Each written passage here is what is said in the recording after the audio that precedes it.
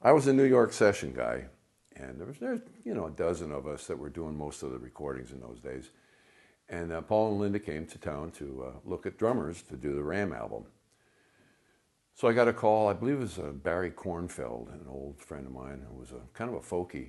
My answering service called me up and said, hey, you had a date cancel out this afternoon, but would you do a demo for Barry Kornfeld at 2 o'clock and such an address? And I said, well, yeah, what the heck? I haven't seen Barry in a while. I had that's all it was just a demo, which we didn't do a lot of. We didn't have time to do demos in those days.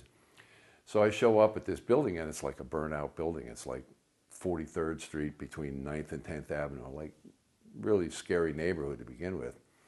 And I said, wow, this can't be right.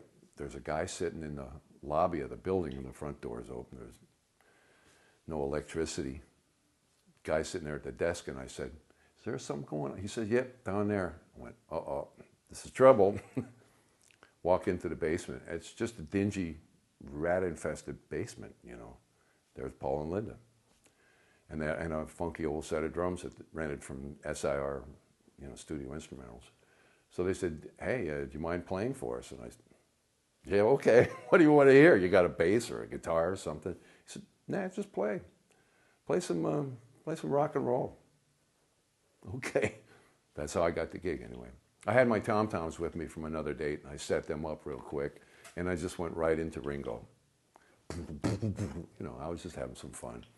And I think it was the fact that I could play, and I also had a good attitude. I didn't give any guff about what was going on. And I said, hey, nice meeting you. Great. Good luck. See you later. Left. And a couple days later, the phone rang, and it was, he said, I'd like to use you in this recording project. Great. Actually, he found 3 drummers, myself, Donald McDonald, who was one of my favorite players on the planet. Donald was, he died at age 41. He kind of lived real fast. And then Herb Lavelle, this beautiful, beautiful black musician, an older cat. So he was going to start with me for a week, Donald for a week, or Herb for a week, and vice versa. And so that's how it started. We showed up to the studio the first day, and Dave Spinoza was the original guitar player.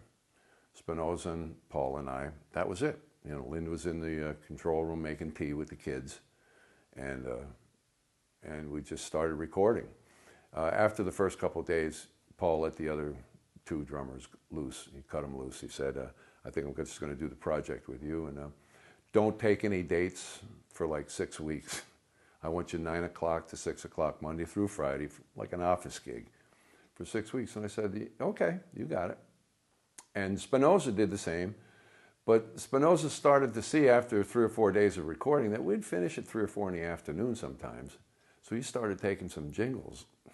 That's where you can make a lot of money on 20 minutes work. So he would like, I kind of gotta do something today, and Paul didn't really care for that so much. And after a couple of times of that, although he loved his playing, I must say, he really dug his playing. He said, can you recommend another guitar player? And that's when I recommended Hugh McCracken.